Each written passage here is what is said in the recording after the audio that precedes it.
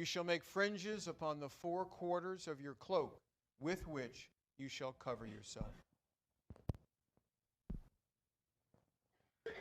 And I will be reading from Psalm 19, verse 8.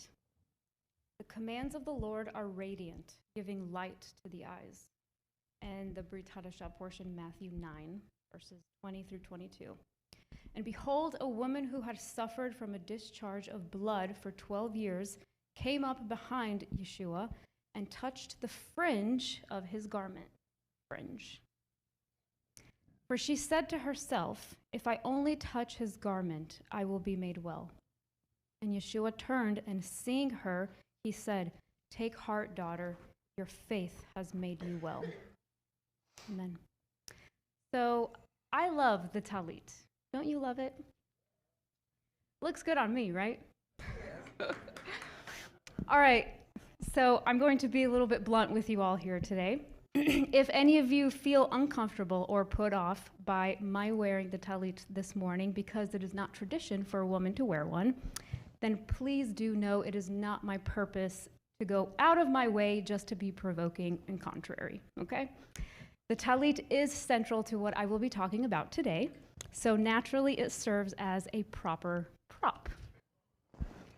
At the same time, it is far more than a prop, and I do love wearing it because it comes with such rich meaning that helps stimulate one to reverence, awe, and worship.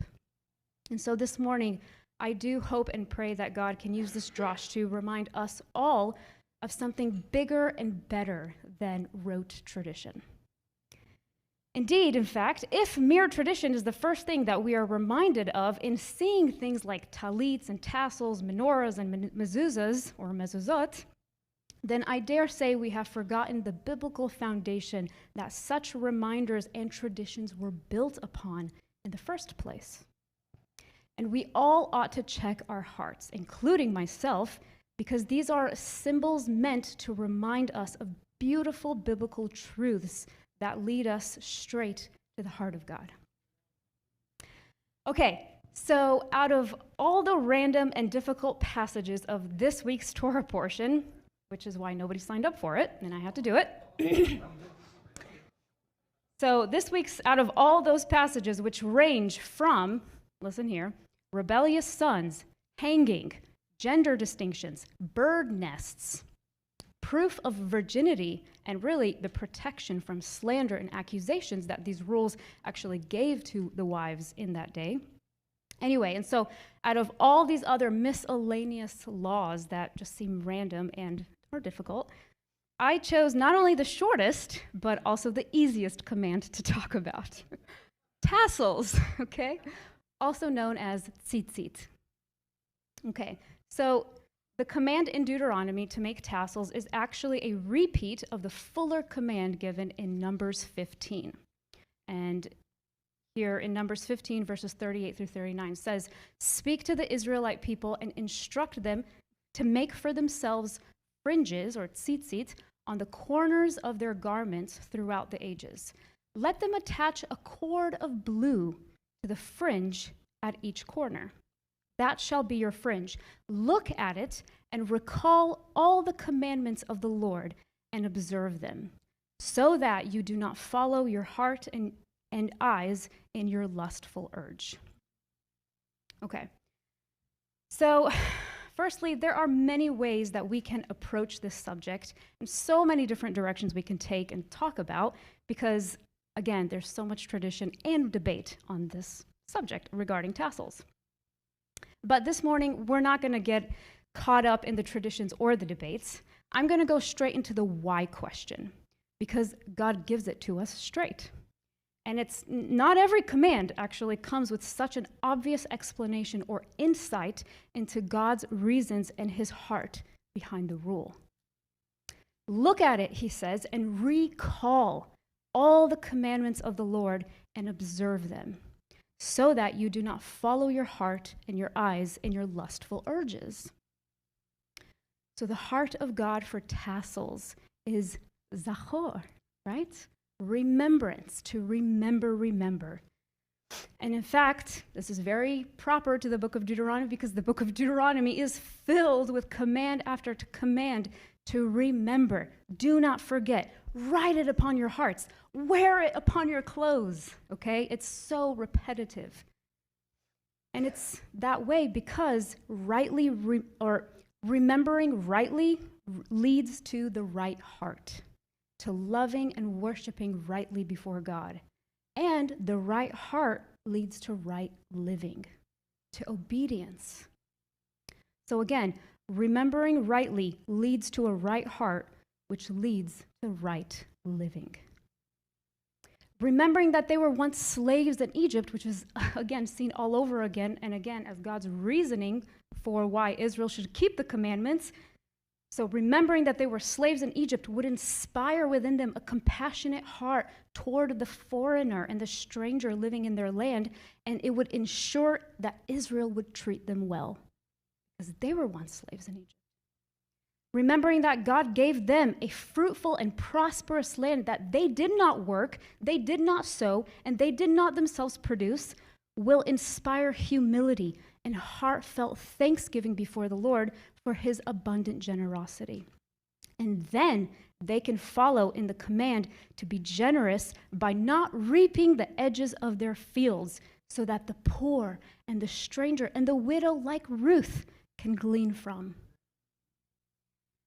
And finally, remembering their tassels, right? Their tassels will help inspire them to daily right living, to choosing the higher good, not the lustful pleasures and not immediate gratification. It will help them choose life and not death. So the tassels actually seem to serve the purpose that Paul says the Spirit serves in the new covenant. He says, I say, walk by the Spirit, and you will not gratify the desires of the flesh. For the desires of the flesh are against the Spirit, and the desires of the Spirit are against the flesh, and these are opposed to each other to keep you from doing the things you want to do. So the tassels and the Spirit both clothe us to keep us from doing what our sinful nature desires. And as one commentary puts it, prevention is better than cure. So you see, when Israel looked at the tassels, they would remember that God chose them out of all the other nations and set them apart in holiness to know and experience the one true God and his revelation, when all the rest of the world was stumbling around in the darkness, following and being destroyed by false gods and idols and sin. Because the law of the Lord is a light unto our path, okay? It is a lamp in the darkness. People who have the light can see where they're going. So the commands of the Lord, as Psalm 19 says, the commands of the Lord are radiant, giving light to the eyes. So these tassels served as a daily reminder of the light shining upon and covering all Israel. And this light is indeed God's interpretation of reality and his definition of who they were, okay? As God, they were God's children. They were a holy nation and a city set on a hill to shine its light. So in the daily grind of life, they were to live and work in and out of this light. The tassels were there with them every day, okay? They were to wear it every day as an everyday reminder, enlightening them to who God was, what he has done for them, who they were, and how they should respond and live before God and others. In fact, the origin of the entire Talit is inspired from Psalm 104, verses 1 and 2, which says, "Bless the Lord, O my soul. O Lord my God, you are very great. You are clothed with splendor and majesty. He wraps himself in light as with a garment." So when Jewish people put on, the Talit every morning, they recite this verse. You are cloaked in light as with a garment. So interestingly, the way that the command for tassels is written in Deuteronomy is different from the Numbers passage, because it says, "You shall make yourselves tassels on the four corners of the garment with which you shall cover yourself." You don't get that covering in the Numbers passage. So when one puts on the talit and the tassels, it is meant to serve as a symbolic reminder of being covered in God's light, of putting on God's light, wrapping oneself in God's glory and splendor, and of being God's light in a dark world. Similarly, Paul again tells us to put on the Lord Yeshua, the Messiah. Put him on, and make no provision for the flesh to gratify its desires. That will keep you, better than the tassels, will keep you from following in the desires of your flesh. Yeshua will keep you. Now, if the talit represents God's light and glory and splendor, then these corner tassels, one on each four corner, the corner ones, can be seen as little or lesser lights sent out into all the four corners of the earth to shine on those dwelling in darkness. And who are these little lights? These tzitzit that are tossed and hanging almost as a rope to rescue the lost of this world. It is you and me, friends. We are the tzitzit, okay? On one hand, actually, all humans represent these tassels because we are all cloaked and covered in the glory of God's image. Male and female, he created them, and male and female, he wraps them in the splendor of his talit. On the other hand, we believers are the light of the world, connected to the greater light, and sent out on a rescue mission to rope in others and connect them to the light source. Okay? But there is a special and unique fringe or thread that is supposed to dwell among the other tassels. I'm surprised as to why we don't have it. Rabbi, can you tell me why we don't have a blue thread?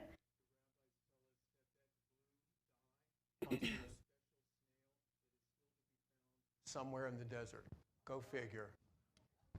Interesting. I looked, I checked out everybody's talit who's wearing one. You don't have it. Does anybody actually have it? You have the blue? Oh, you have the blue. Nice. Well,